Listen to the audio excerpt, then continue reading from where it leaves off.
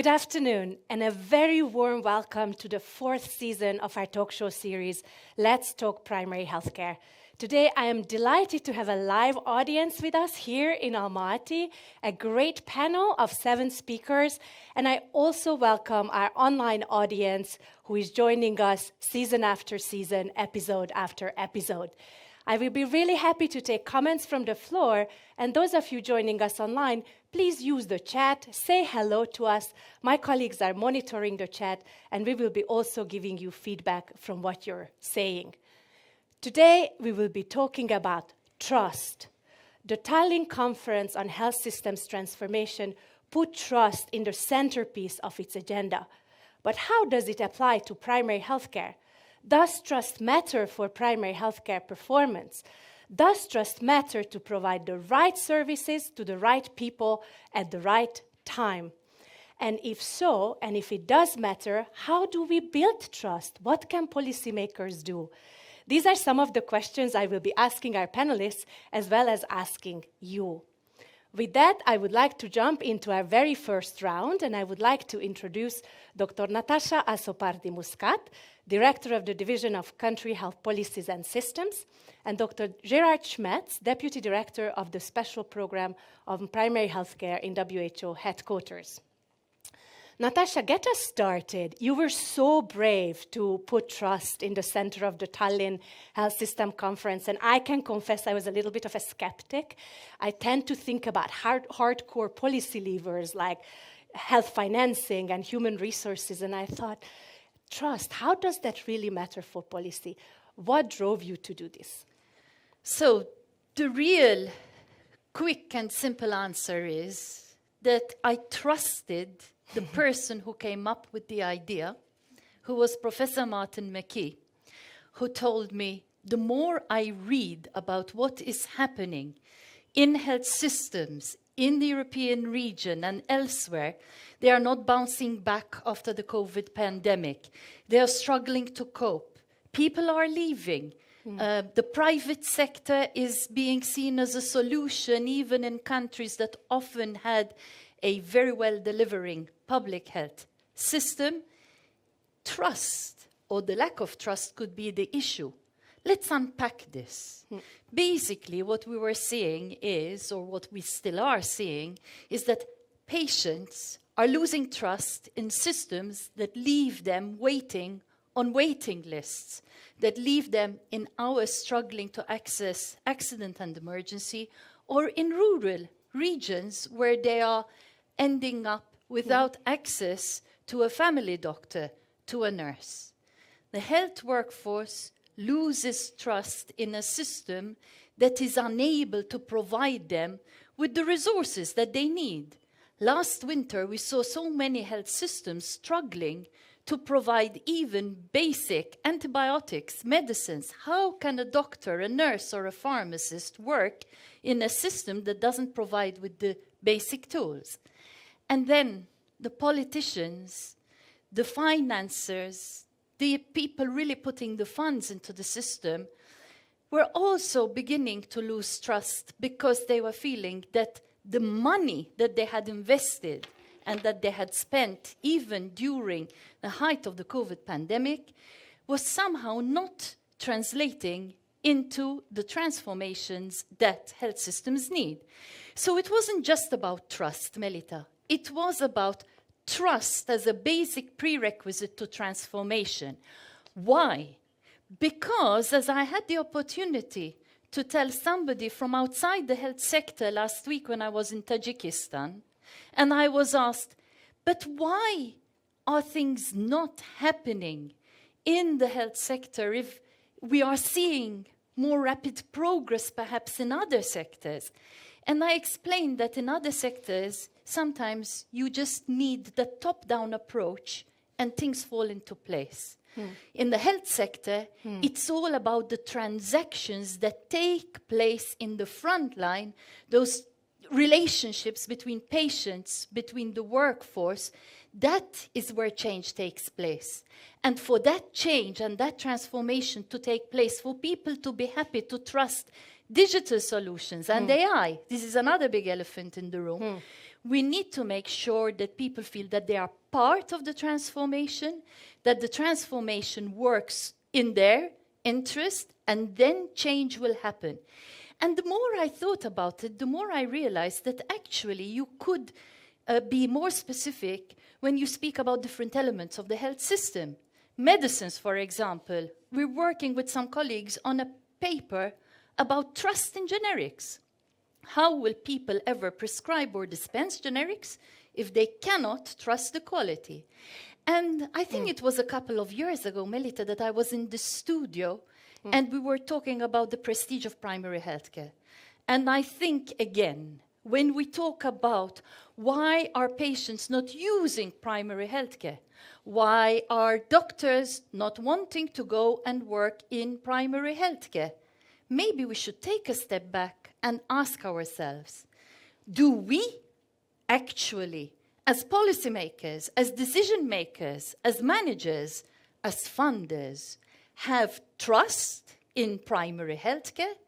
If we do have trust in primary healthcare, we will provide the people working in primary healthcare with the resources, with the power, with the decision making to provide effective primary healthcare, and in that way, the trust will be built. You have raised a number of very important issues, and especially the implementation approach really resonates with us working in primary healthcare, because we always say you need strong national policies, but implementation for primary healthcare has to be tailored to the community, to the local circumstances. And without trust, participation will not be there and this tailoring will not work. We will unpack your other thoughts in a moment later, and we will also bring a number of country examples to bear. But before we go to the country level, I'd like to bring you in, Gerard, with your global perspective. When we go beyond the European region, does this conversation resonate? Is it important for forwarding the PHC for UHC agenda? Absolutely, absolutely. We have, I think, an important work to do on re-establishing trust with the population in delivering primary health care. I think that we have some very concrete examples of what we should not do and what we should do. For example, for the moment, we are discussing with Gavi, the Alliance for Immunization, and one of their major concerns as a vertical program are all these 18 million kids who are not vaccinated, what we call the zero dose. The zero dose is in many countries, particularly in Africa, but also in areas in Europe and all over the world. We cannot say that trust contributes to primary health care. It's more the contrary.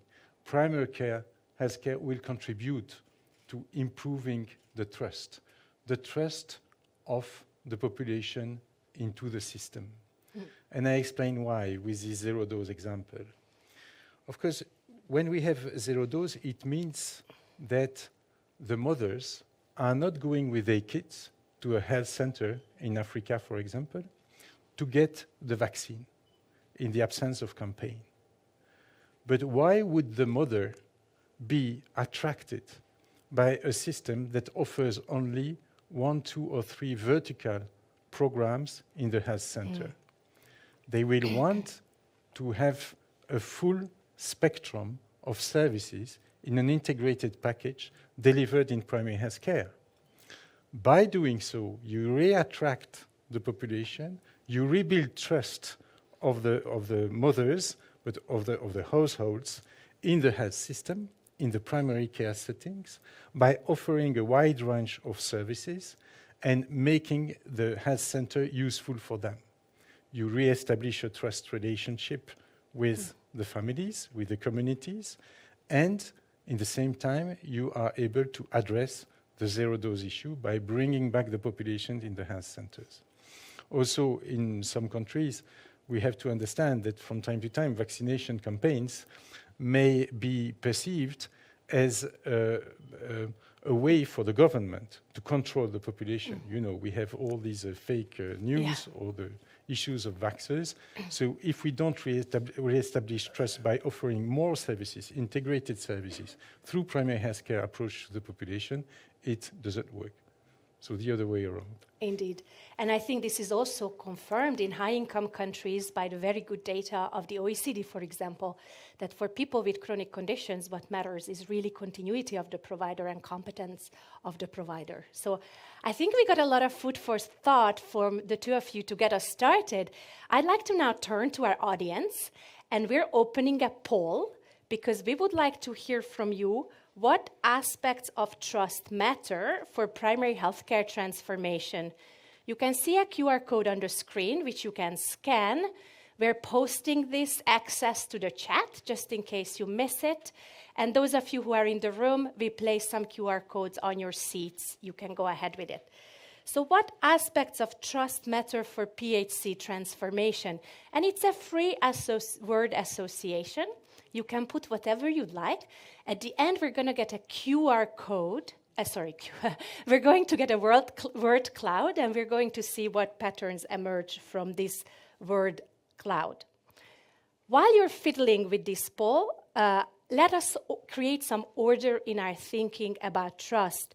And I would like to introduce our keynote speaker, May van Schijwelk, who is a specialist registrar in public health and honorary research fellow at the London School of Hygiene and Tropical Medicine.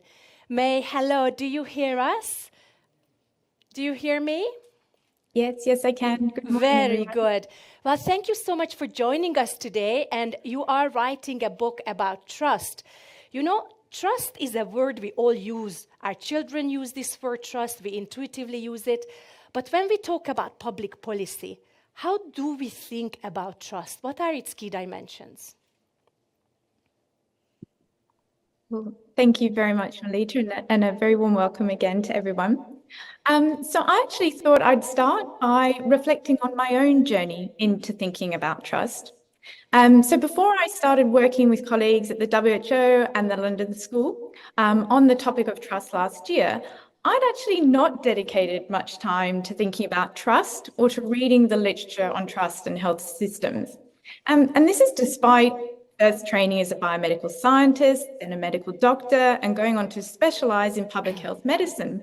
And my own research now focuses on understanding how corporate actors influence policymaking, research, and public debate. And even here, erosion of trust rarely, if ever, features in how we conceptualize the ways in which industry practices cause harm. So in this way, and very similar to what Natasha mentioned, I've come to see trust as the elephant in the room when we talk about health and health systems. So trust is core to both, but all too often it is taken for granted and rarely afforded the level of attention it deserves. So when we think about trust, it's a very complex concept. I believe there are some key points that can help guide thinking about the intimate relationship between trust and health system functioning and transformation. So I think we can start by recognizing that trust is foundational to the functioning of health systems. So it's integral to those meaning and beneficial relationships between patients and their clinicians, but also more broadly between the public and their health system. So trust is key to building health systems that foster public participation and legitimacy, leading to better health outcomes. And people need to trust that their health system can and will care for them. And also the healthcare workforce need to be able to trust the system will enable them to provide this care. But trust is not something that can be taken for granted. So it's not inevitable that health systems command public trust, nor should they be seen as inherently trustworthy. So we must not only strive to build and maintain trust, but we also need to ensure that the health system is trustworthy.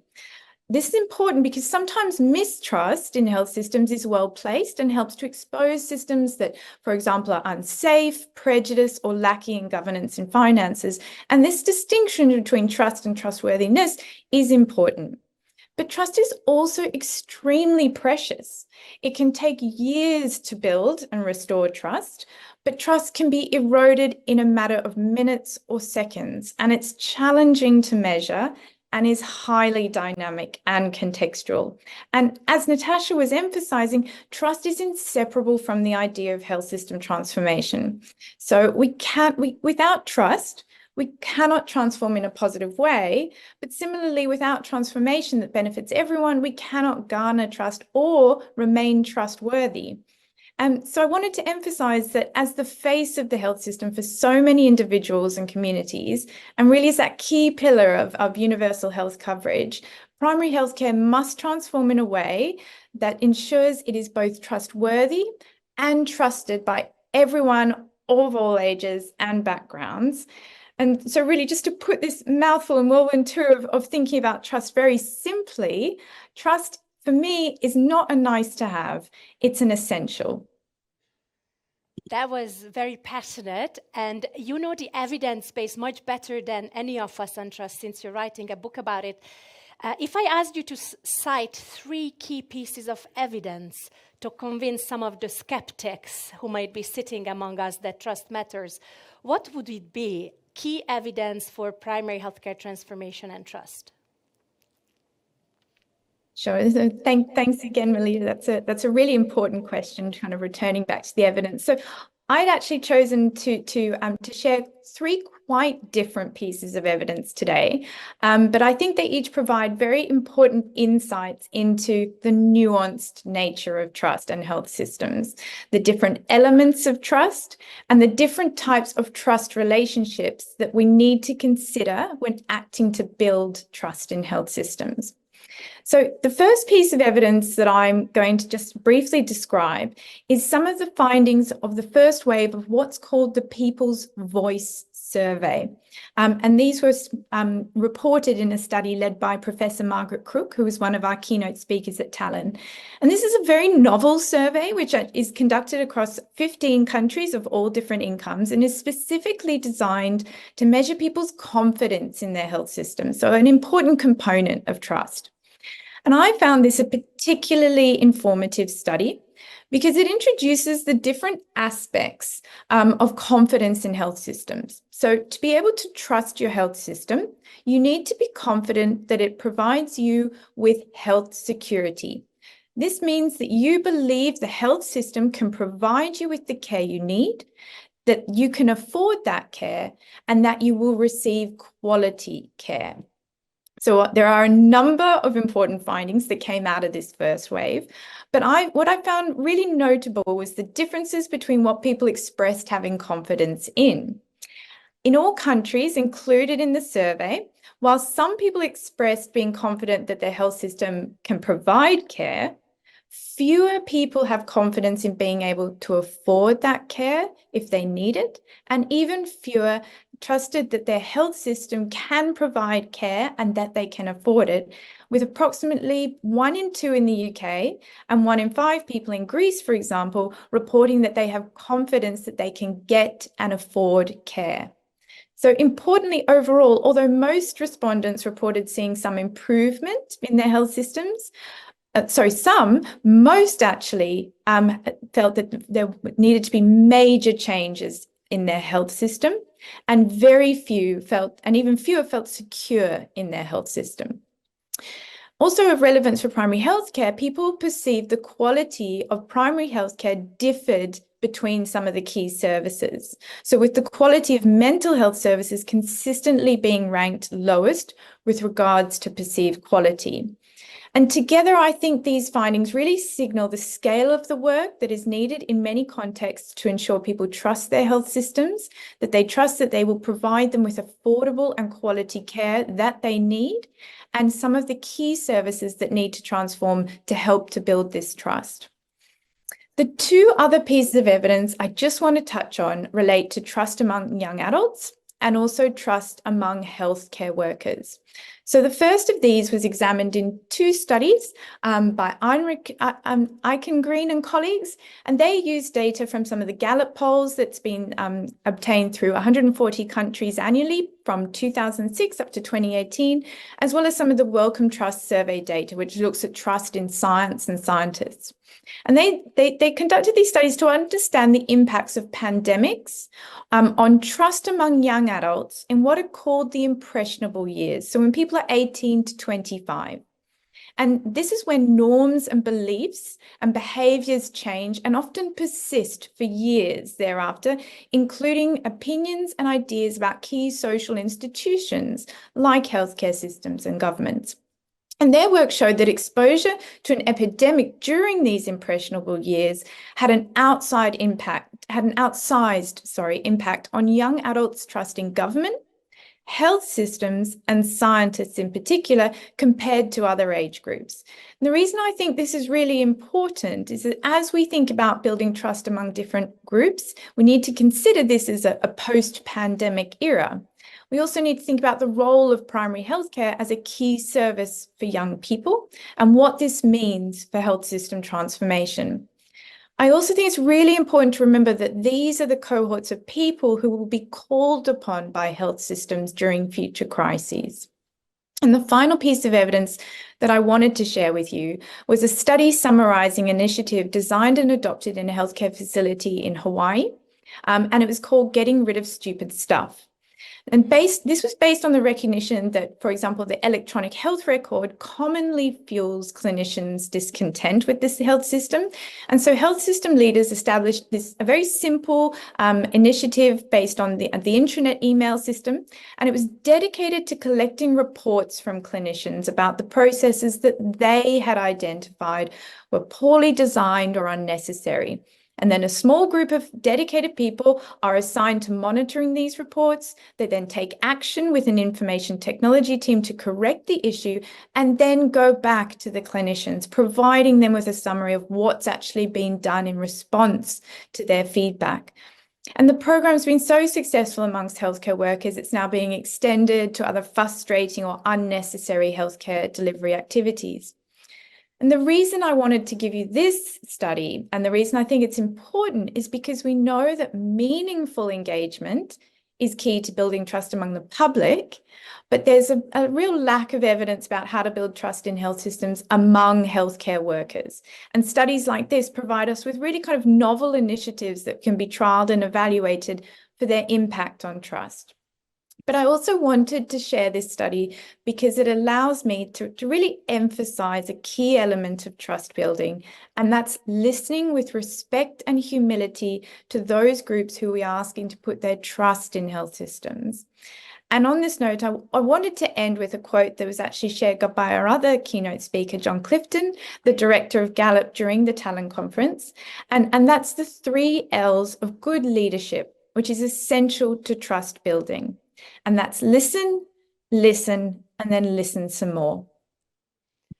Thank you very much, May. That was really insightful. And I think you can't see the room, but people were nodding as you were bringing up all this evidence, and it really resonated with everybody.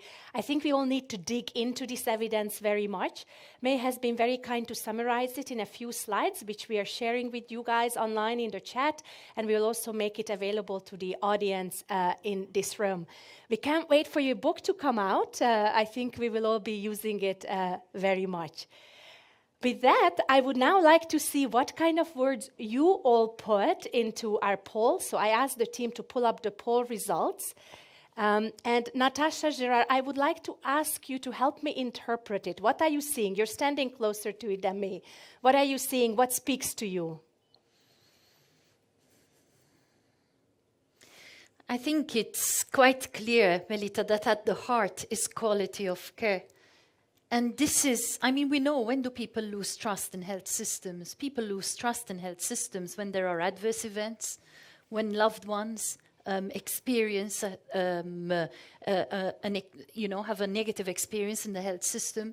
This is when people lose trust. So it's not surprising to me that we are using trust, but we are using also interchangeably quality of care. And then we see, I think, Gerard, I don't know if you'd like to come in, but there's... I picked 2. Yeah, what speaks to you? One that is very important is empathy. I picked the same, yeah. We need to be very clear on that we need to have a friendly relationship between the people to establish trust. And it's the same between the patients and the clinician. It's the same between the personnel themselves. It's the same between even colleagues working in the Ministry of Health and the Ministry of Finance, for example. The second one that is, in my opinion, extremely important for trust is accountability. Accountability is key. Trust means also transparency and the fact that we are accountable for what we do and for the people we serve. And it goes in two directions, of course. Thank you. Indeed. I wanted to pick out the word empathy too. It's very interesting that it came up so strongly in this. And it resonates with a theme that when we bring practitioners on our talk shows, and we always try to connect the voice of practice with policy, they emphasize the important and underestimated value of time. That we never talk about time. We talk about technology and medicines and diagnostics and guidelines. But for them to have the relationship with the patient, the empathic relationship of listening, they need time, and policymakers need to understand that better when they take into account how they plan the health workforce resources. So this was very interesting. You started us really nicely, and now you may sit down until I bring you back for the very important question of policy implications. And I make my way over to our universal health coverage policy advisors here from 4 countries. Thank you so much for joining us. And we want to shift gears to go down to the country level and look at how this conversation resonates at country level. Let me introduce our policy advisors. Pia Vrachko, who is policy advisor in North Macedonia, Vlad Miksic in Moldova, Amanda Shriwise in Kyrgyzstan, and Thomas Rubal in Georgia. You are all working in very interesting countries, and you are from very interesting countries. So, Pia, let's start with you. Do people trust primary healthcare in North Macedonia? And in this first round, I really would like to consider the dimension of trust between people, the users of health services, and primary healthcare services. Thank you, Melita. So, in general speaking, people in North Macedonia trust to physicians, to nurses, and other healthcare professionals. However, they very often bypass primary healthcare due to lack of trust to the system. And not only health system, but all public institutions and the public system, the government in general. And speaking of trust to primary health care, that is very closely linked to value. Actually, patients will trust to primary health care when they will get value visiting primary health care. And that means that they will receive what they need, that they will receive in one place, at one visit, and without extra out-of-pocket payments. They will receive diagnostics and they will receive treatment so that they do not need to visit second, third, fourth place, maybe to try to get what they need, and then they end up not getting what they need and they still need to go to hospital. Of course, they will bypass these 5 steps and go directly to hospital. And this is what the system leaders need to think about and prevent. And what actually makes patients and people valuing primary healthcare, it's first the knowledge of primary healthcare providers and their competencies. And even when you have knowledgeable and competent primary healthcare providers, if they don't have authority to diagnose and prescribe medicines, for example, why would people go to primary healthcare? Thank you very much. That's very interesting. And that links back so nicely to the word cloud, the strong words we have seen on quality, on competencies, but I really like that you bring in the dimension of service quality, and I think in some of the countries we work in, the fact that primary healthcare is not a one-stop shop, that for an annual NCD checkup, you need to take off 2-3 days from work to get it done, I think that's a real barrier for many people. Thomas, let me come to you. Georgia has also invested a lot in evidence, and as I understand, some surveys have been done about trust, which shows that trust has increased, but we're also seeing that utilization of primary healthcare is decreasing. What's going on? How do you explain this? Thank you very much. So I have to confirm that the most recent survey confirms and supports that evidence that the utilization of outpatient services and primary care, especially in rural areas, is very low. And it finds that the trust of the people to their usual facility is actually increasing over time. The question is, what is that usual facility? And we find out that it's often not the primary care, but as Pia was talking about, very similar in Georgia, people directly access the specialist in the urban areas, in hospitals. So why is that? So we recently traveled to many of these rural areas, and we were talking to the doctors, nurses, and patients. And we find out that actually not many services are available in the primary care rural ambulatories. And as Pia was saying, people have to travel for diagnostic, for labs, and if you want to get a diagnosis for a cardiologist, you end up with him or her, and then the follow-up visits might not be coming back to the rural primary care settings, but is really continuing in that relationship. So we see that although some of those services not there, often even the basics are there. We visited one of these facilities, and it was still without running water. So I think, if you come as a patient to that setting, what kind of services you can expect. So the government is expanding this telemedicine services and so on. But still, there are some things which they can improve to create the trust of the people by improving the services available. What I also observe in Georgia is that people actually trust much more this informal network. They ask their friends, their relatives, their community about quality services, and they would follow that. They don't trust so much the government advice on some patient pathways, and then follow it. We have this experience in one of those rural PHC facilities in Jigashkari, where the nurse was coming from that community, and the doctor was commuting from the city. It was actually the nurse who had much more power to engage the population to bring them to the primary care. It was not our WHO treatment guidelines. It was not the new telemedicine machine. It was the nurse which was trusted and was able to attract the population for vaccination, for public health interventions, and slowly building on that. So I think that this is an experience where I think that we need to really use smartly those ways how people trust, whom they trust, and how to use that community engagements to bring them back to the primary care while we improve and extend the quality and services offered at the primary care level. There was a lot in there, right? The relationship between primary healthcare, the prestige of primary healthcare doctors relative to specialists, the public versus the private. What does all this discussion imply? How we design digital services, right? And we know that people really value continuity. So digital services that link to a specialist somewhere in the city which they have never seen, would that encourage people to use more services or not? Very fascinating. You touched a little bit upon the issue of prestige in primary healthcare, and this is a big issue in Kyrgyzstan. It's a country that has invested heavily to raise the prestige of family doctors, to increase their competencies. How do you view this discussion from that perspective, Amanda?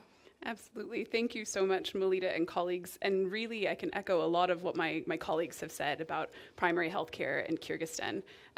Like you mentioned, family doctors traditionally have had great prestige in Kyrgyzstan, and the country is working hard to keep them in that position, but it's struggling a bit. And primary healthcare is frequently bypassed, most often in the ways that my colleagues described. If people cannot receive routine immunization and services and basic diagnostic and rehabilitation services at that level, they will simply go elsewhere reliably using whatever they can to do that, either a close hospital facility where they can get better care, or sometimes social networks as well to find and access what they need. I think this also leaves our healthcare workers in a vulnerable position. They are on the front lines and the ones kind of doing what they can to deliver care. So we've also had some successful policy dialogues to make sure that we are pursuing quality of care very strongly and not having any punitive approaches against healthcare workers as well, because they are really saddled with so much responsibility when they're seen as the ones that are delivering that care first and foremost in the absence of maybe other aspects of the primary healthcare service. And the only other thing I'd like to stress is the need for equity and to pay attention to that. Because I think when people feel that the system isn't fair, it's just hard for them to trust in it. There isn't a sort of equal reciprocity there. And this comes out in Kyrgyzstan with respect to out-of-pocket payments for care, which we know are high and which we know hit those who are poorest the hardest. So when people feel like they're doing their best to contribute to the system and bringing forth their resources and working so hard to connect to the care, they need a lot reliably from that. And if they don't feel like that process is fair and too difficult, they'll simply bypass the system. Indeed, and I think that's a very strong point, that even though here we're honing in on primary healthcare, but we cannot separate that from the entirety of the system and trust from the system. And there are multiple sort of feedback loops across service delivery, trust in service delivery, then financing and trust in financing and contributing. That was very powerful. Before I turn to you, Vlad, I want to give the heads up to the audience that after his intervention, I can take your comments from the floor. We will have time for 3 or 4 of your comments if you keep it short and crisp. So I ask you to please line up behind that microphone. So Vlad, with that, let me come to you. And in preparation for this talk show, you shared a very interesting narrative and highlighted the importance of information and where people get their information in fostering trust. Can you share it in this context? Thank you, Melita. Yes, thanks for giving me the opportunity of sharing this. It's a short story, but quite impactful. There is this study authored by a team of researchers at Babes-Bolyai University in Cluj, which looked at the causes of a low uptake vaccination campaign, HPV vaccination campaign. And of course, they studied also from where and which are the most trustworthy sources of information for the mothers. And on the first place, the most trustworthy source of information is other mothers. Medical doctors comes only on the second place, and internet comes on the third place, a bit more important for the more educated mothers. Also, when they ask them, what does it mean for you, a trustworthy medical doctor? The main 2 criteria were, of course, expertise, and second, the amount of time that one knows that medical doctor. So it seems that trust is a function of proximity. Whatever proximity you want, it's geographical proximity, emotional proximity, time proximity, and because trust is a function of proximity, we should also look at who are the agents of trust in healthcare communities. And there is this very, I saw it only once, unfortunately. We could transform this into a scale, to try to scale up this intervention. In a village, in a rural community, they lacked completely any kind of healthcare professional, any kind of healthcare support. So they really had to travel quite long distance in order to get access to healthcare services. So what they did, it was this woman community who decided to finance the midwifery studies. For one of them, it happened that it was the innkeeper at that village. So she went, studied for 2 years, and then came back. And retention, no problem in such a case. Indeed, I think we can, some of you in other countries have experience with similar experiences, so we will bring those examples back. And with that, let me bring in our audience. Maggie, please introduce yourself when you take the floor. Hi there. So I'm coming from the role of Nursing and Midwifery Policy Advisor at the WHO Regional Office for Europe. And my question is for May or anyone who is brave enough to answer this question. Thomas's example from Georgia really shows how nurses can be powerful engagers. And the literature also confirms this, that nurses and midwives, two professions that are dominated by women, upwards from 80% of women, are the most trusted professionals. And after all, the paradigm of nursing care really is about building trust, building relationships and connections with their patients. But in the end, we see that across our region, nurses are still not getting the initial and continuing education that they need for delivering on those PHC promises. They're not receiving the time. They're still paid at median or lower than median wage, and experience some of the highest levels of burnout. So is this really about trust, or is it about gender? Thank you, Maggie. I think that's a great question, and May is still with us. May, you heard the question. Do you have any views on Maggie's point about the role of nurses as conveners, communicators, and some of her examples? Or is this putting you on the spot? No, it's fine. Maggie, I think your question is a fantastic one. I think we could actually dedicate the rest of the session to unpicking it. So I'm not going to do it justice at all. But I think two things that came to mind while you're speaking is about, we talk a lot about valuing different expertise when it comes to trust building. And we talk a lot about, for example, the patient being expert, but I do think it's about understanding the range of expertise within the health system and recognizing that other people beyond, as you say, kind of dominant clinicians are the only trustworthy actors. And we need to think about who are the other trustworthy and their expertise in building that trust. And a quality health system involves much more than just doctors. So to have the quality that builds trust, we need to have lots of different types of professions. And then I'll just end with one of the last point is also, as you say, is it gender? Is it trust? I think it's challenging to know where these things, one stops and the other one begins. But because in particular, as I was saying, it's about just not being trusted, but being trustworthy. And so I think if you're a health system that recognizes the value of different groups of people, different expertise, being humble and showing humility to your colleagues, then you're trustworthy. And I think that's a really important, that's why I think that distinction is important. Thank you very much. That was really great. And indeed, Maggie, that was a great question. Jarno, you're up next. Please do introduce yourself. Hello to everybody online and here in the room. My name is Jarno Habicht. I'm the WHO representative in Ukraine, and a great discussion. And I like really the words that also Gerald picked up as empathy. Natasha mentioned a number of them. And thank you also building this bridge from Tallinn. And I'm also eager to wait for the book when it is available.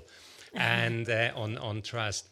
And what we see, the primary care, at least in Ukraine, has played a very important role. We have seen when people are coming back to Irpin and Bucha in April, May in 22, the primary care doctors were first who were there, and people had a trust. So it is a security element, all the other aspects mentioned, or how the services are provided in the front line. Again, it's nurses, doctors doing the job. And we learned the same at the COVID time. The communities reached out to their doctors and nurses. So my question, whoever would like to take it, I want to look to one aspect, which is trust within the medical community. So what are one of the indicators I'm looking is how many new students are going actually to become family doctors rather than cardiologist or surgeon or anesthesiologist or any other profession. So what are the tactics, especially in the environment where many family doctors are aging? And a lot of investment went to the family medicine in the 90s and early this century. What are the tactics we could have? And does the trust play a role that we have more young people building up the next generations of family medicine? Thank you. Yeah, no, thank you. That's a really important question. Thank you for sharing the example from Ukraine, very powerful. In fact, also during the pandemic, we saw that when most government and private sector services were shutting down, primary healthcare was delivering not only health services, but keeping company to the elderly, delivering food, and has picked this up. And that's creating a lot of trust in the community. Those of you who have joined some of our talk shows, you also know that in some of the high-income countries, in the countries with very strong primary healthcare, this is now creating problems, that the level of trust in primary healthcare to solve a wide range of problems beyond biomedical has increased so very much that now people keep going and going, but the resources and investment and health workforce did not keep pace with this growth in trust, now putting it under a new strain. So that's very interesting. Our second round of conversation with the policy advisors will be precisely on your question, so be patient. But before that, I invite Turu to take the floor. Please introduce yourself. My name is Tural. I'm from UHC Azerbaijan. We are talking about power of trust in PHC, and I've met with many primary healthcare doctors and nurses, and especially in the rural areas. And I would like to say that all of them, they are heroes because they are working in the most difficult, challenging places. Sometimes there is no road, no transportation, and etc. And they are doing a lot of sacrifices. And I know some people who are using their own money, own resources to cover the cost of medicine or other services. They are working 24 hours on call as an emergency doctor, where it's really difficult. Question is that how we can include them, not only primary healthcare doctors and nurses, into this conversation, because WHO and MOH and all the decision makers, we are a third party. There is two parties. There's a patient and the primary healthcare doctor and nurse, and we are talking about trust between them. And we can also, I know it's difficult, but we could include them in this panel also, so we can hear from them their experience and their challenges. Thank you. Thank you very much. And indeed, that's a great segue, these last two questions, to our next round, where we would like to focus on trust among health professionals, within primary healthcare teams, within multidisciplinary teams, across the different levels of care, right? Trust between primary healthcare workers and specialists, but also in the broader institutional environment in which primary healthcare operates. And I gave you very strong time limits before that. I see you guys have no watches, no phones. We are not in a rush, so take your time in your response. You can relax a little bit. And Pia, let's start with you again. Your own country, Slovenia, has moved towards larger health centers with multidisciplinary teams. How do you see the role of trust in the functioning of these teams? And how do you see the level of trust between primary health workers vis-a-vis specialists? Thank you for this question. It's really very relevant for the multidisciplinary care. So in Slovenia, we are operating multidisciplinary primary health care for 100 years. We've been celebrating 100-year tradition of community healthcare centers with multidisciplinary teams that provide preventive and health promotion services to people, as well as curative and rehabilitative services. And what makes the difference for the multidisciplinary teams to function? We've been mentioning proximity. We've been mentioning that trust is matter or function of relationship. And for that, to build relationship, trustworthy relationships, we need time. And multi-professional teams, they will work, they will deliver high-performance primary healthcare when they also plan time for engaging among themselves. This is key. So it's not enough that they spend their time only with patients, but they have to spend time and plan spending time among themselves to discuss issues, to discuss patients, to discuss challenges. So let me also mention another key aspect of trustworthy relationships, and it's free choice. It's not enough that you give patients option to access primary healthcare providers. You have to give them possibility of free choice, choosing which provider they want to visit. And it's very similar in the relationship between primary healthcare providers and hospital providers. You also need time to connect among them, and you also need free choice that primary healthcare provider knows where he will refer his patient to the person he trusts, and vice versa about back referrals. Also, the specialist in hospital in secondary level ambulatory care who will no longer require the patient for revisiting the secondary level but wants to refer him back or her back to primary care. This doctor needs to have good trust that the patient will get best care at primary care level. But I would like to wrap it up with actually addressing the question of Jarno about what is the role of trust in primary healthcare providers and why physicians no longer decide to choose being family physicians or GPs. Actually, nowadays, in countries with highly performing health systems, we all see that there are not enough doctors, there are not enough nurses.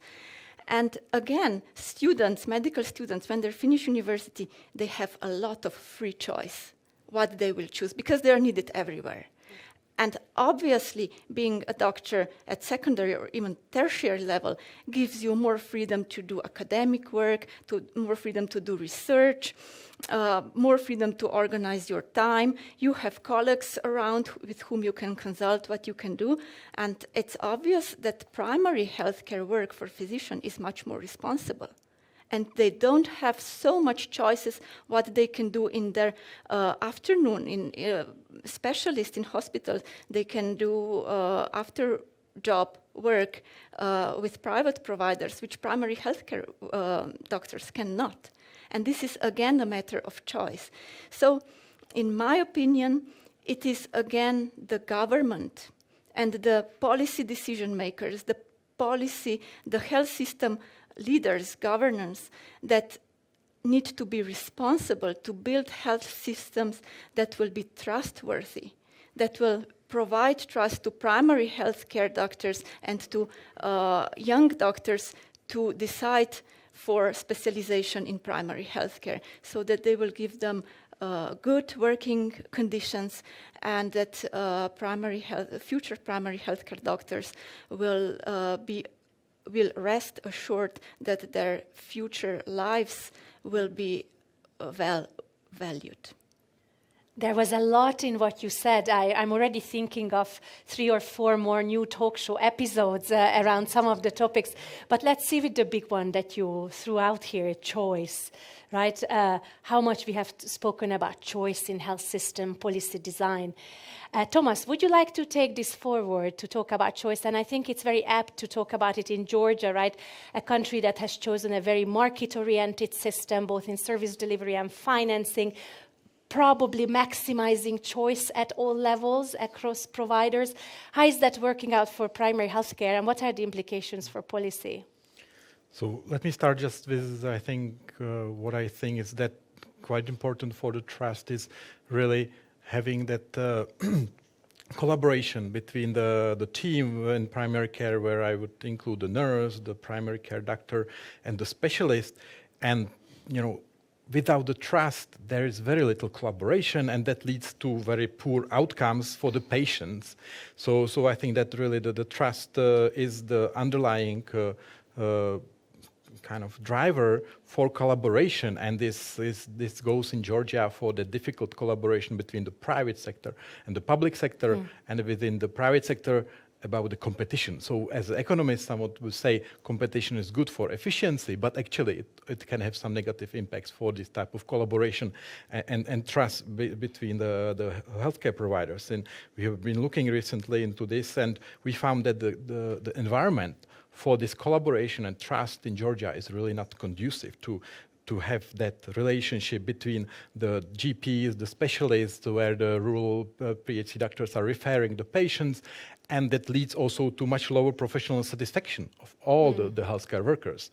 So when we were kind of looking into that, the causes, one of the issues is really about fragmentation, about between the ownerships and between the ability of the government to enforce some of the policies. And one of those reform agendas in Georgia is trying to bring the ownership of the rural doctors and the specialists into one holding, under one ownership. But then we visited one big PHC facility, which is private, in Batumi, and what we found out, we came there, we met with the director, and the director had one screen on his table, and there were the security cameras from all the rooms, from the car park.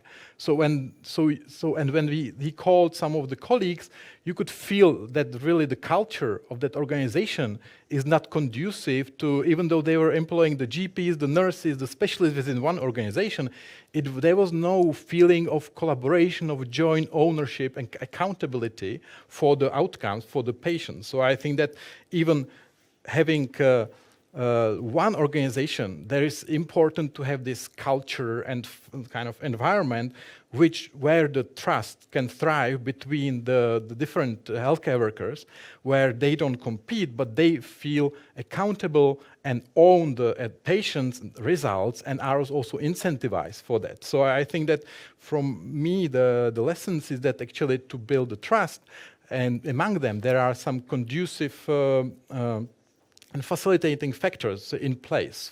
One of them, for example, information system. If the primary care doctor refers the patient, there should be some information coming back to the primary care doctor. What was the result of the test? Which medicines they need, so they can follow up. And there needs to be some communication between the specialist and primary care doctor, and they have to understand what is the role of the nurse, of the doctor in primary care and the specialist, and they don't feel competing, but really strengthening each other and working together. And for this, it doesn't come naturally.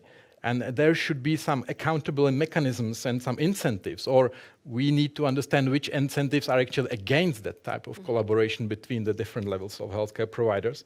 And as I said, this open communication between healthcare workers is very important because they need to understand their role within the whole patient pathway, so that actually the patients don't feel that they are being drawn into this and undermine the trust within the primary care based on their engagement with other healthcare providers, but really is an environment where there is a space for collaboration, which builds better outcomes, which then builds for the trust of the patients to primary care and healthcare as a system in general.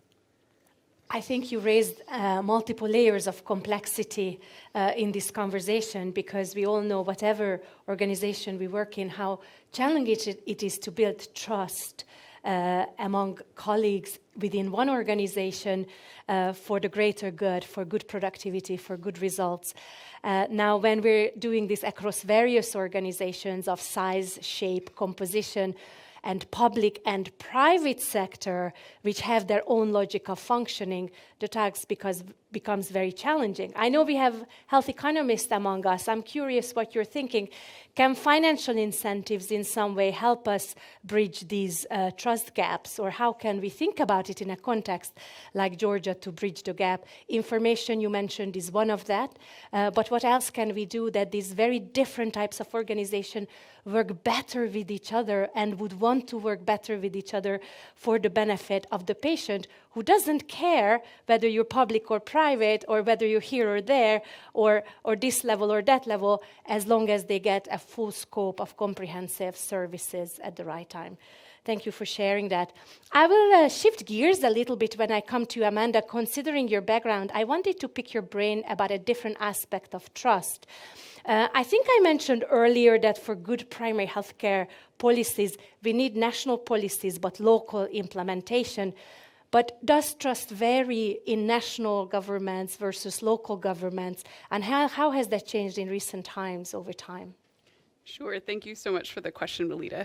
And I'm somewhat new to Kyrgyzstan, but I am very passionate about the community level of care and how we bridge these gaps between the local and national levels for policymaking. But there's really nothing more local, I think, in many respects than the relationship between doctors and patients.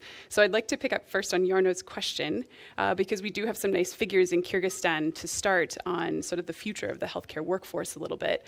We're preparing to undertake a health labor market assessment to get a better idea of that landscape.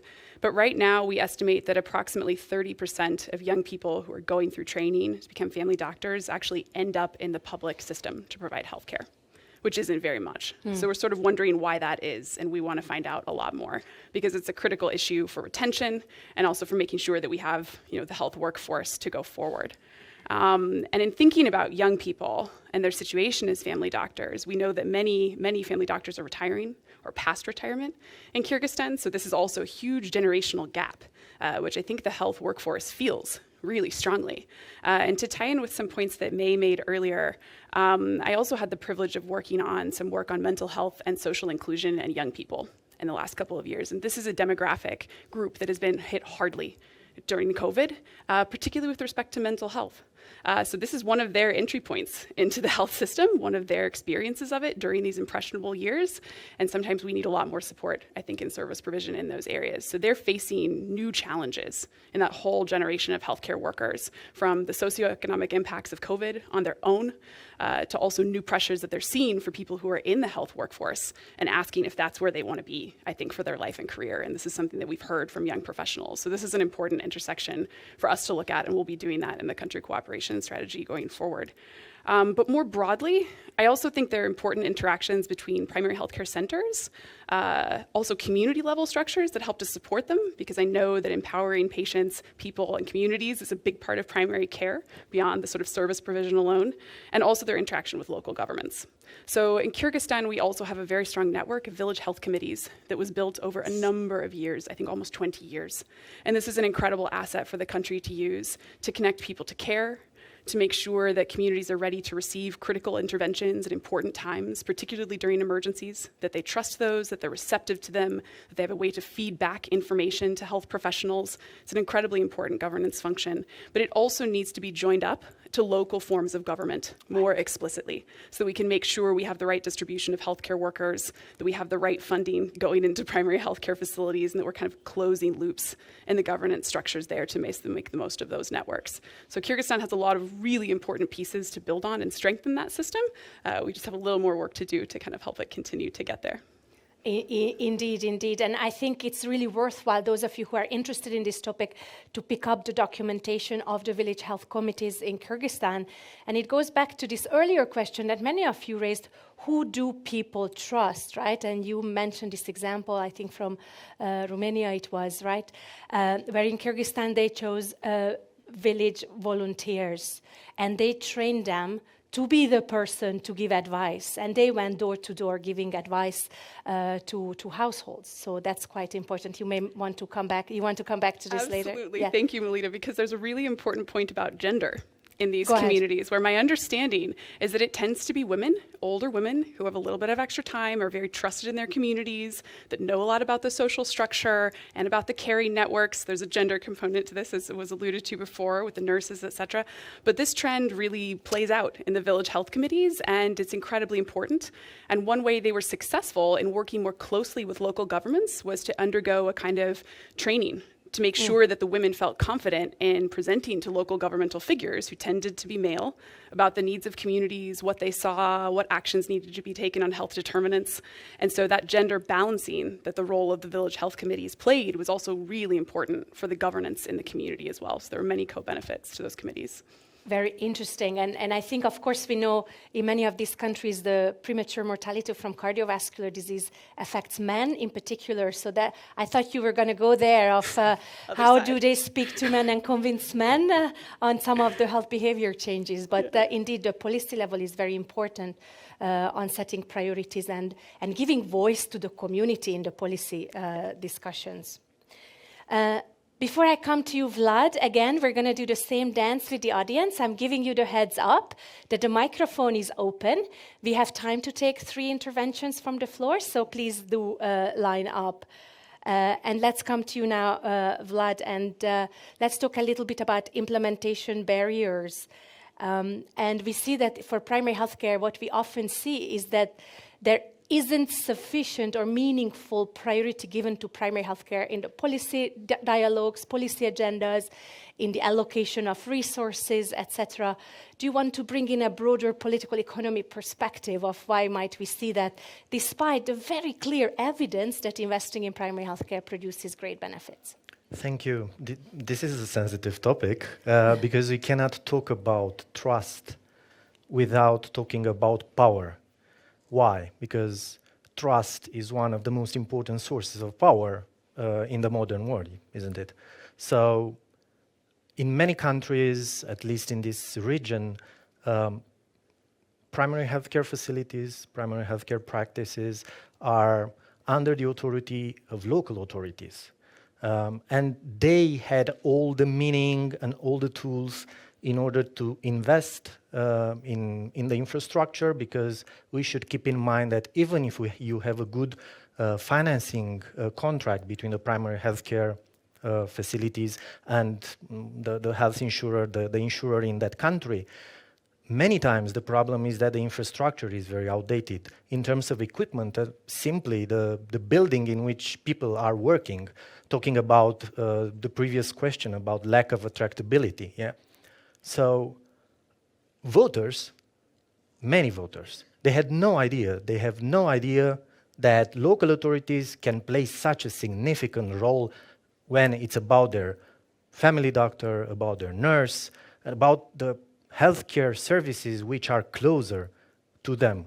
And of course, local authorities, if the voters don't know, why should they care so much about investing? So here we have a kind of a gap of information which I think really affects this dynamic. In the same time, when we are talking about the national level governments, central governments, of course, investing in primary healthcare is not so nice. You know, it's much nicer to go and cut the ribbon in front of a new hospital than in front of a tiny family doctor cabinet, yes? So again, why should they prioritize investment there? And even more, if we are thinking a bit more provocative, why me, a national level authority, would direct money and invest through the local level, where this would give, of course, much more visibility and create much more influence from family doctors. And again, going back to, look, we are going back to Jarno's question because it was really provocative. I think that first comes trust, and then comes the increase of attractability for going again, you know, choosing a residency family medicine. But not only this, it's something that many times we don't see or forget, even if we know, because this was one of the most efficient public health interventions in the history. So I'm asking you, in the last 30 years, how many of you saw only one movie, successful movie, telling the story of a family doctor or telling the story of a nurse working in a village? I remember when I was a kid, it was one, but you know, we see very successful stories about ER, about surgeons, like really successful movies, yeah? So there are many ways, I think, in increasing the attractability for family medicine. You can find many, many ways in order to obtain that, either by using financial tools, you know, this kind of behavioral intervention tools. But first, you need trust, because no one, you will not see a young medical student wanting to go and practice in a job where she will know that they will have problems with trust, systemically problems. Mm-hmm. Very good, and really thank you for broadening our focus to think about the political economy. I really think we need to invest more in the understanding that if we need national policies but local implementation, what kind of governance structures, what kind of governance mechanisms can encourage that collaboration so that it's not the political dimension and vote maximization that affects that, but that there are systemic structures of connecting national and local implementation. And we have a few really powerful examples in the WHO European region, which we are now investing in writing it up and analyzing of how they work. So watch this space. We will be out on that with more. Thank you for that. Now I'm looking, there is a nice line behind the microphone, and we have time to take. Jessica, the floor is yours. Please do introduce yourself when you take the floor. Hi everyone, I'm Jessica Yin. I'm the incoming health policy advisor for Uzbekistan. I'm originally from Sweden, and I also wanted to highlight the theme of governance. So since a couple of years back in Sweden, there's been a discussions around the idea of trust-based governance. The idea that you need to give autonomy to the health provider, trust them to do their work. And this is a counterweight to the idea or the trend of new public management, which is much more micromanagement, focus on quantitative indicators, measuring impact. And the idea is that if you have trust-based governance, you show that you know that the health workforce will be more motivated.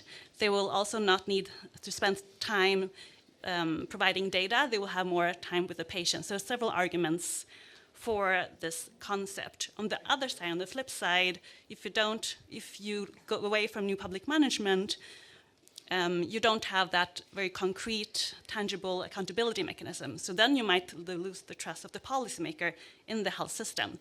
So there seems to be this trade-off. And in the case of the Swedish example, I would say the discussion is still ongoing. So going back to the panel, I wanted to hear from you if you recognize this discussion from a governance perspective, and if any of the countries have found the right balance between at least what we call a trust-based governance and new public management. Thank you very much. I think that's a very powerful comment, Jessica. And indeed, it also comes back to another topic we're working on, is that in primary healthcare, we're not very good at measuring what matters. We're good at measuring certain things like utilization, but in this new era where we're moving towards multidisciplinarity, where we increasingly value the non-clinical aspects of services, our ability to measure that and document that is very weak and hasn't kept pace with our concepts and ideals. And as a result, our ability to keep providers accountable and demonstrate that performance is also not there yet. So that brings this whole, trust-based governance into question, which is of course ideal. And we know that trust is much greater, where there is greater autonomy, where there is opportunities for innovation and acknowledgement of successes and so on. So it's a topic for yet another talk show episode. Thank you for bringing that on. Kaia. Yes, hello. I am Kaia Kasekamp. I'm a consultant for the WHO Barcelona Office for Health System Financing. And as Melita encouraged to talk up, we indeed have some very good example from Estonia, how we have used then health financing tools to build the multidisciplinary primary health care models. And one of the things that that I wanted to bring up as a discussion point and a question to you as well is that what is the role, when Melita said that does trust matter for performance? But I actually wanted to have the question other way around. How much performance matters for trust? And in the Estonian case, we have been only so successful in building the multidisciplinary teams because I think we have been able to show what primary healthcare has been doing. And this has helped us to advocate for increased funding and thinking also of the financial perspective. And many of you brought out on the first round like that primary healthcare needs to provide something to be trustworthy for the people, but they need finances for that. But the financiers want to have performance first. So they want to see what primary healthcare is doing to give them money. So is it like a chicken or egg question, or I would very much welcome to hear some of your reflections on this. Thank you. Very important. And I think some of our panelists have already tried to address this, getting into the chicken or the egg argument, right? I think you did mention that. But I think it's clear from some of the interventions that it's both ways, and it's like a reinforcing spiral, or if it's not going well, it's a downward spiral, right? Declining trust reduces performance, and it reduces trust further and reduces performance. And then when you start building up trust, improves performance, and that yet again builds the trust. So this is why it's really dangerous to get into the downward spiral and can go down very, very quickly. But of course, you will get your chance. In your final intervention, you can reflect on that. This was, I just want to, like 10 seconds, this is a very interesting example and question, because first, it's more important to have a system in which you are able to accurately measure performance, because otherwise trust is a very subjective, we are investing someone with trust on subjective reasons. So when you are asking your friend, do you know a good doctor? You will not go and look into a table of indicators. You will just say, you know, the doctor which inspire with trust. So first, we need to set together a really good measurement system, and afterwards, which is very important and often overlooked, advertise it to people. Make people know about that, because that's how it's life. Indeed, very good. Thank you for coming back on that. And we will take our last comment from the floor. Thank you, Melita. My name is Simona Tanasova from the WHO country office in North Macedonia. So it's an excellent session, and I'm learning a lot about the trust and how complex this domain is, and also the many levers it has. My impression is that we're talking about trust like it's a one-way street. We're talking about trust of people in communities towards health providers, doctors, nurses, and the health system. But to me, it's also equally important the trust the other way around, the trust of the health providers into the patients, especially when we talk about patients and community empowerment.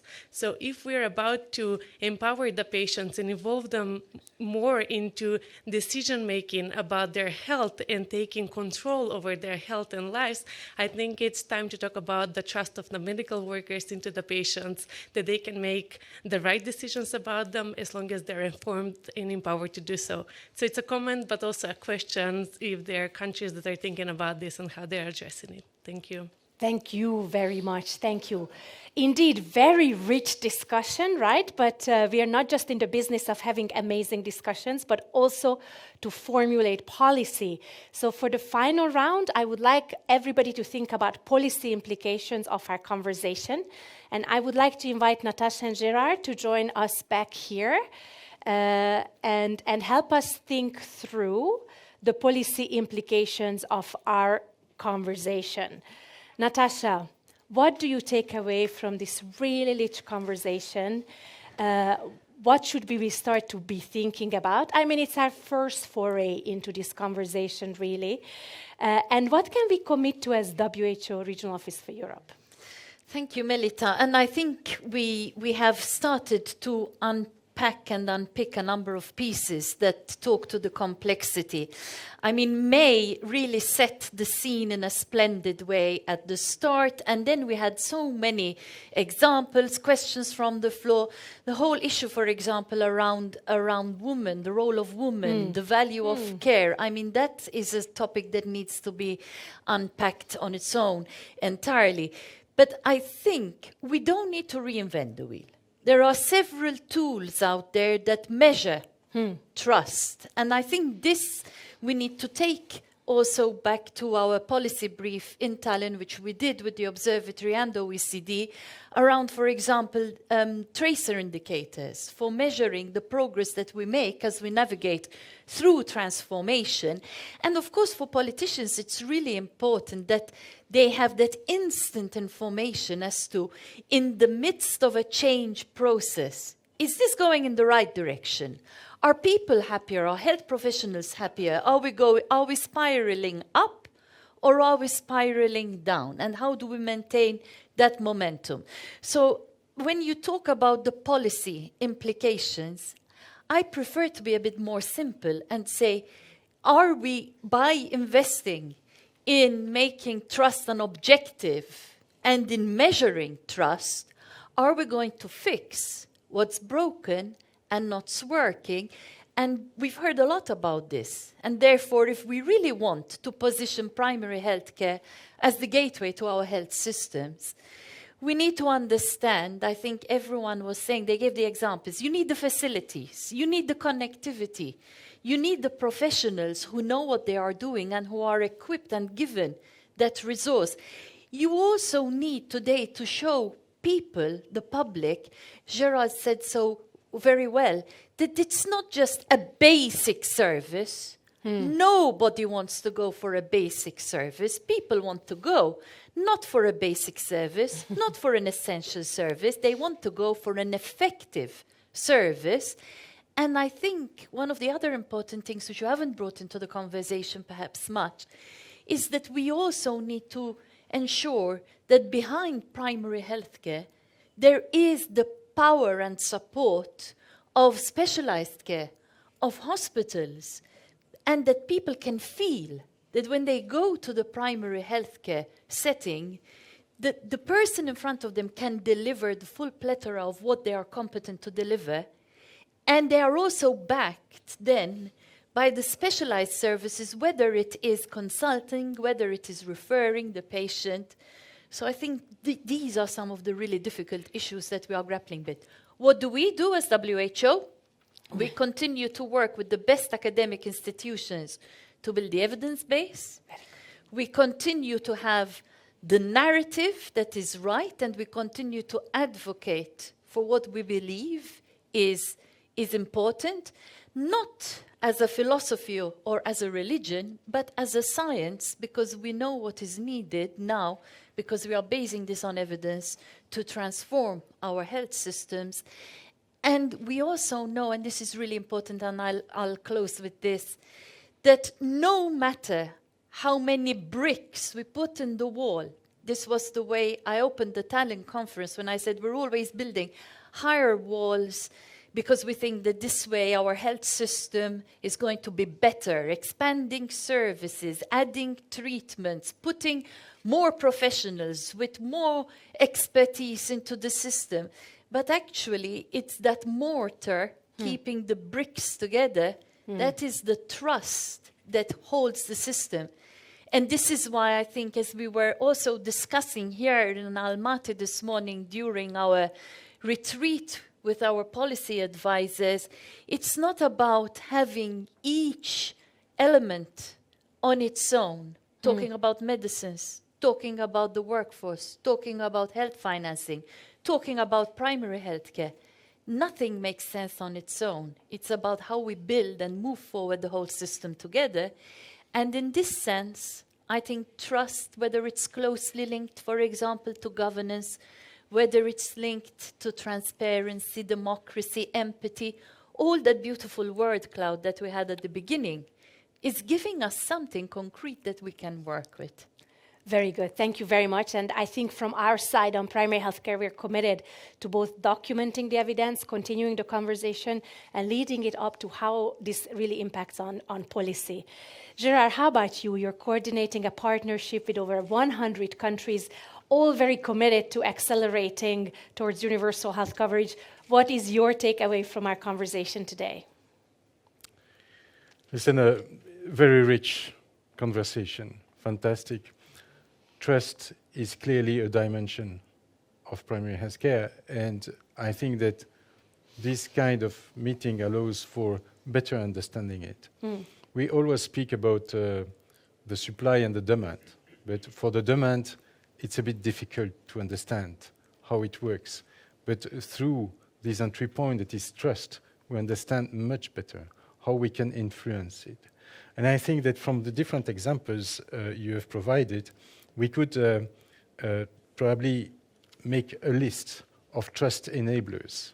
And I would encourage all the colleagues who work in these 120 countries to think about what has been said today and to discuss within their own team in their country what are the enablers for improving trust in the country and what are the good examples that they have, but also the challenges they face in that.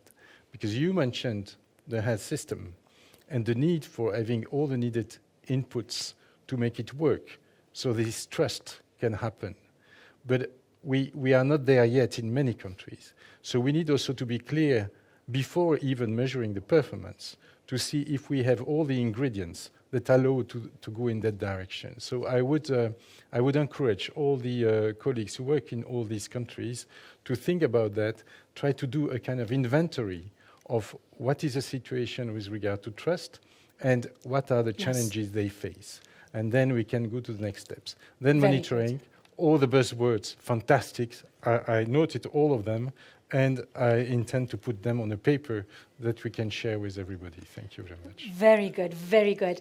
And let us now take this to the country level. We have time for one rapid-fire final set of comments. Pick out, please, one policy implication of our conversation today that you think would make a difference in the context in which you work. Amanda. Sure, thank you, Melita. I think the thing that comes to mind for me with trust is that every interaction matters. From the view of a policy advisor who's working with different actors and different entities every single day, whether it's your team in your office or a third sector organization or governmental partners, UN agencies, people inside the health sector, every single one of those interactions matters to build those relationships and have the trust and embody that kind of legitimacy and authority that we want the organization to project. They can all deliver important aspects for the system, and if we don't build those relationships, we simply can't lead the way and build that trust to make the changes we want to see. Thank you. Very important. Thank you very much. Vlad? I was thinking that lack of trust is really expensive. It's very expensive economically, but not only. And it's important for us to advance methodologically to know more about that. But in the same time, this will take some time. It will be difficult to develop an algorithm which will help us as medical professionals to gain more trust. So until then, I think it's important to act now because we realize that this is an issue. And exactly as Gerard said, it's important for us to take care of those enablers which are creating the environment and the context for trust to increase. Very good. Thomas?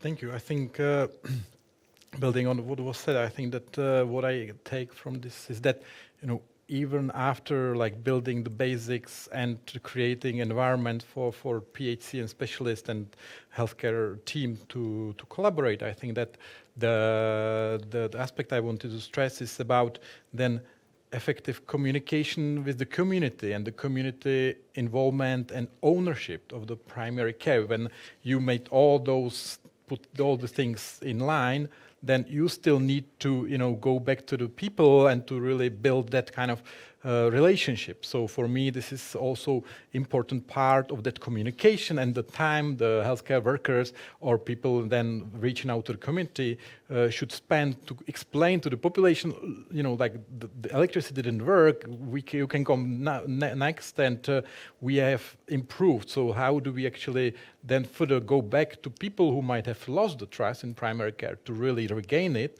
over time? I think is something which I think is an area where the healthcare providers and policymakers need to think about to really build that trust again of the population. Very good. And Pia, wrap it up for us. So, as we are discussing here today the transformation of primary healthcare, let me stress again the importance of sound stewardship and governance of health systems. Because primary healthcare is so complex due to so many partners, so many stakeholders in primary healthcare. And if we want the system to function well, to perform well, what we need is that the health system leaders, the policy leaders, the country leaders, that they put patient in the center. So when policies will be centered around patients' priorities and followed by priorities for healthcare providers, and then everything else, and not vice versa, what we can see in many countries, right? So this approach really requires strong health systems governance and leadership. And we can use trust as an indicator of successful transformation. Very good. I think those are very powerful final words from our panel. This was a great and rich discussion, a first foray. I want to thank our panelists for being so brave for this pioneering discussion on the role of trust in primary healthcare. And I want to thank our audience as well, both here in the room and online as well. Thank you. Thank you very, very much. And please join us for the next talk show in March, where we will be taking this topic a step further, digging deeper into patient perspective on primary healthcare of tomorrow. Thank you and have a good afternoon.